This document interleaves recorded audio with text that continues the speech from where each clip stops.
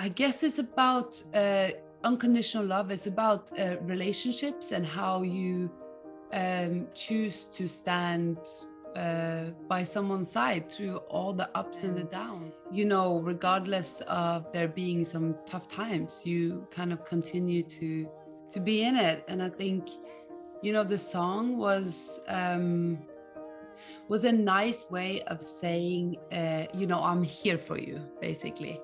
And I think what's really nice about the song is that you can apply it to any kind of relationship. You know, I remember when I first started playing the song to people, you know, they were saying, oh, I think about my family when I hear this, or I think about my really close friend, or oh, I think about my romantic partner, you know, either way. So I guess in general, it's just touching on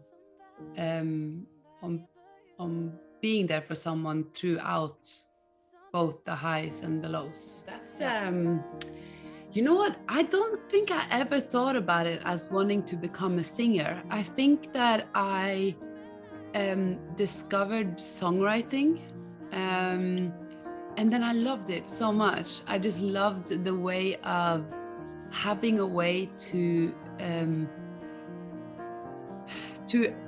get a feeling across through music, and putting words on an emotion, and also instead of just saying it, being able to kind of sing it and perform it in that way.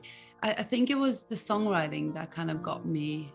And then I started songwriting, and then I started singing the songs, and then I started performing them around my hometown, Tromsø. And then I realized how much I love that. So I think it was never like necessarily the singing in itself, but just getting a feeling across in some way. Yeah. Okay, so that's a good question. I kind of want to say Brightsider, my last single, just because I wrote it during the pandemic, and I think it was very hard there for a second to feel inspired, and we also wrote the song over a long period of time, and I felt so connected to it, but I couldn't finish it for some reason. So I rewrote the verses, and I rewrote the pre-choruses, and then I added the outro, and it was just a whole process. And at some point I thought, okay, we are never gonna land this song. It's just gonna continue to just be like a really hard nut to crack. But then once we finished it, it was like, okay, great, we got it. And I really love that song. But it definitely was challenging to get it to where it is today, I guess. I would probably say that the people that inspire me the most are often the people I work with. I always like to write music with other people, and whatever is happening in the room is often what creates the inspiration. I'm really lucky I get to work with so many amazing songwriters and producers, and I feel like I'm learning so much all the time.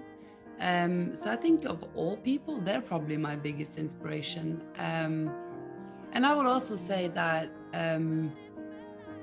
just like life itself is I mean, it sounds so pretentious, but I would say life itself is really what inspires me. Like all the relationships you have, and all the feelings you have, and all the things you see and smell and taste, and you know, that's really, I don't think I'm able to write a song unless I'm able to associate it to a certain kind of emotion.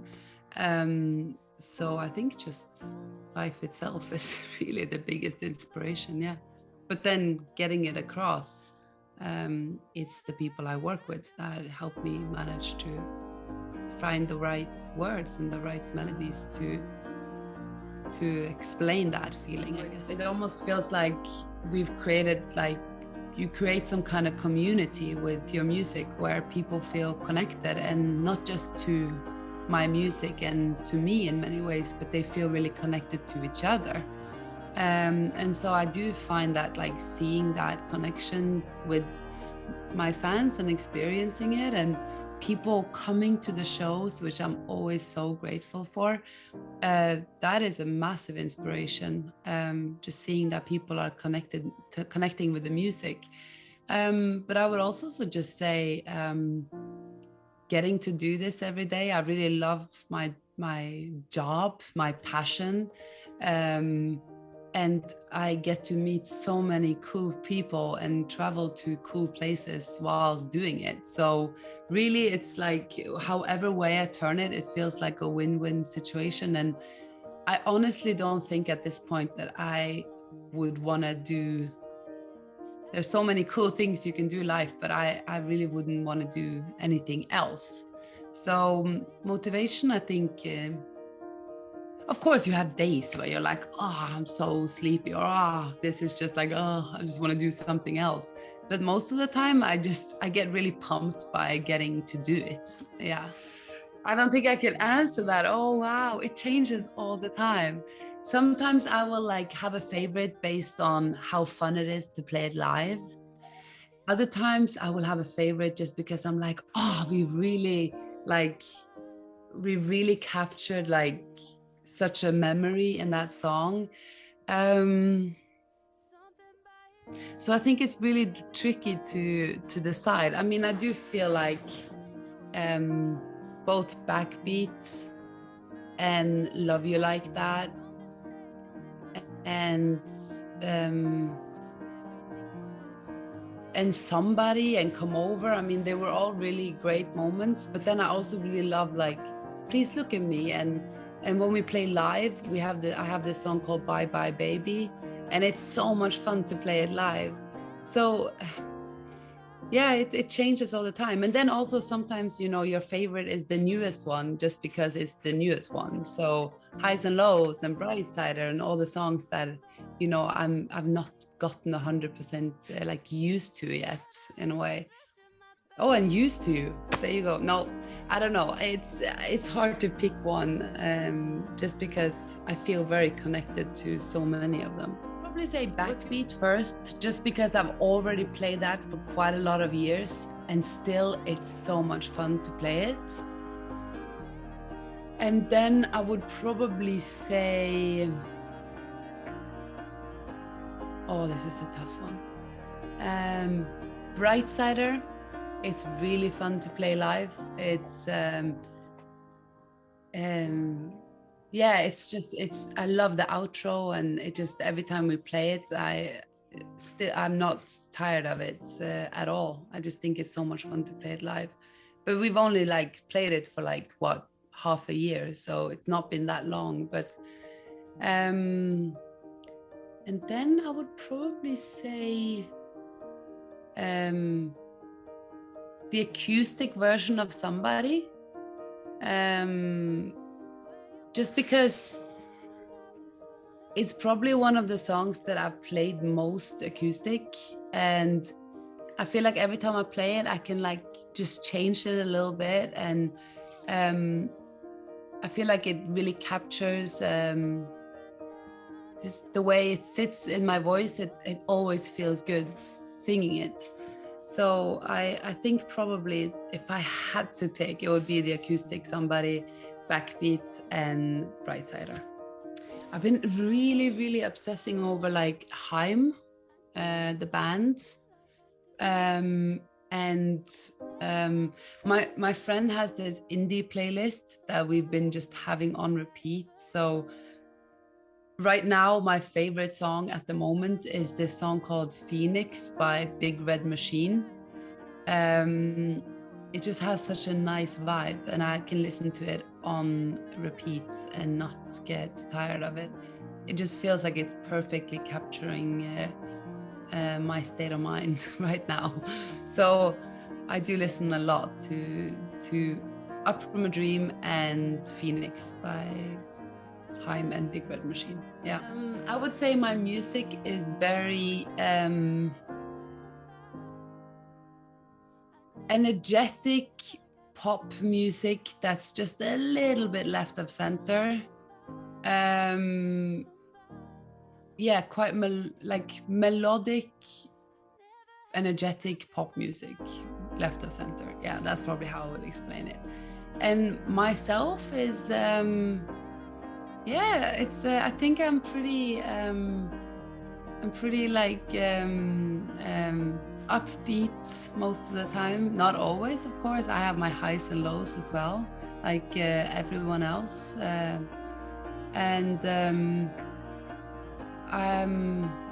But I would say on a general note, I really try and kind of look on the bright side of things. So try and always find the positives in something. I don't know, I feel like as humans, we're very full of contrast. Like I love being social, but I also love spending time on my own. I'm very chatty, but I can also be very quiet. I can be very happy most of the time, but then I also have blue days. And so we are very complex. And I feel like I go right in under that category. But I would say mostly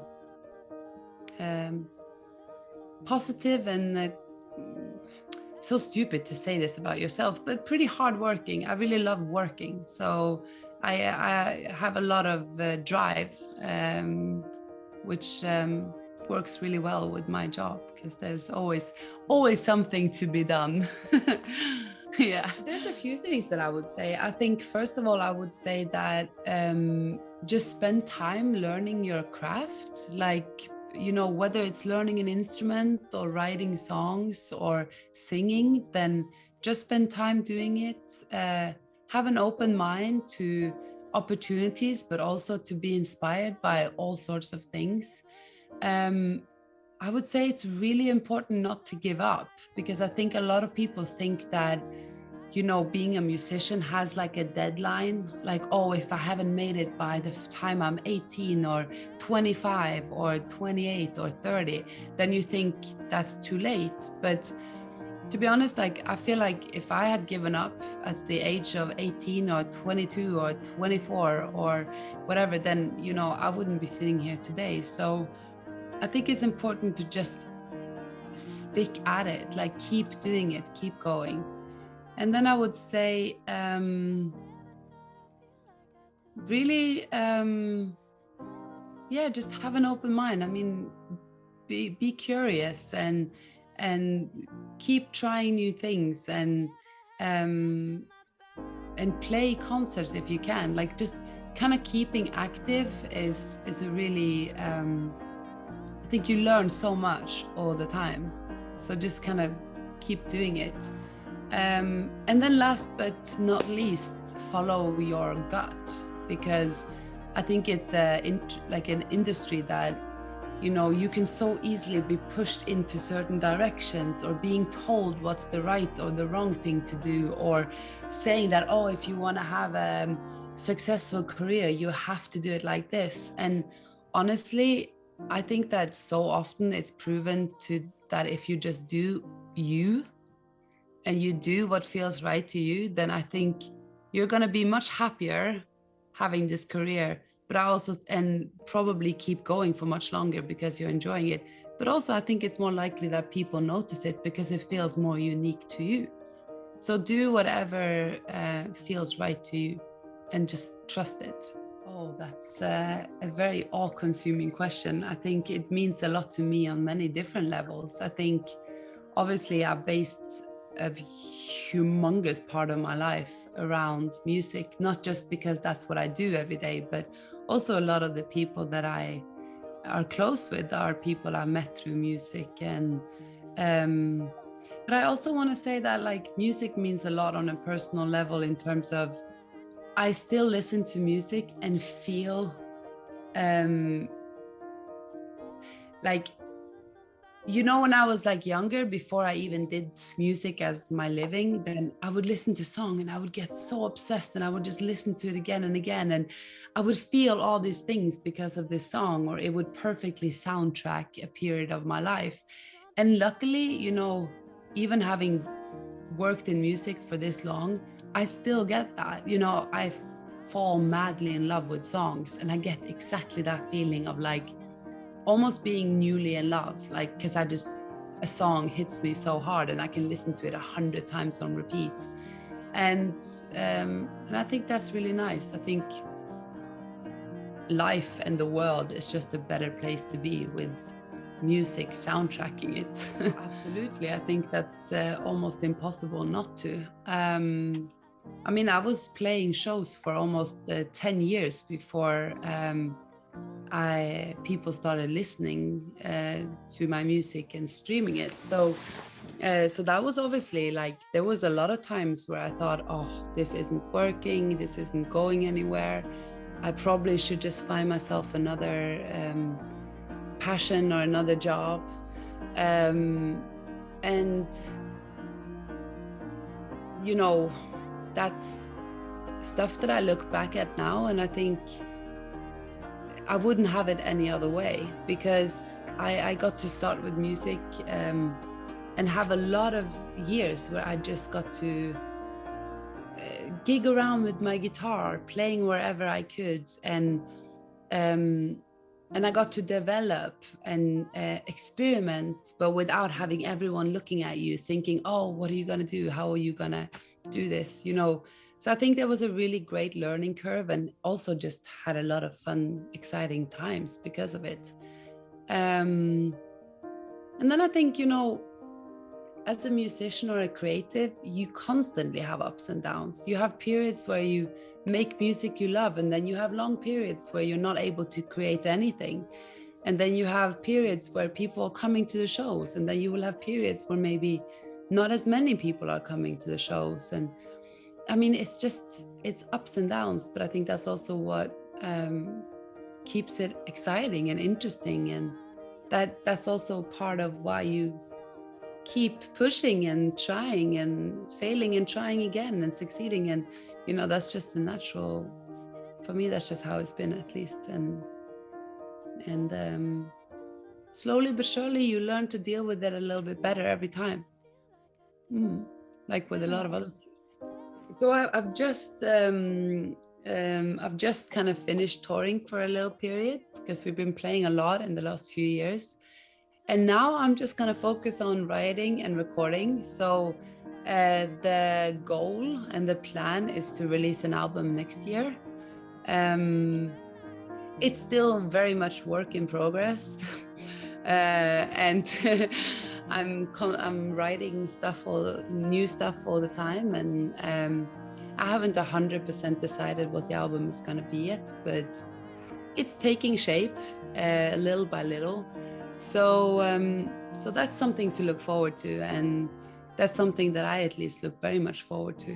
And then, you know, after I release more music, then I will get back on the road again, and hopefully also outside of Norway more.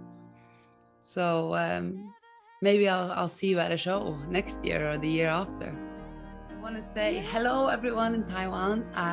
Thank you so much for listening to my music. I really, really hope I can come and play a show in Taiwan soon. And in the meantime, if you know, I'm going to continue to release music, and I hope you're going to love it as much as the other stuff I've released. So hopefully see you soon, and lots of love from me, I guess. Yeah.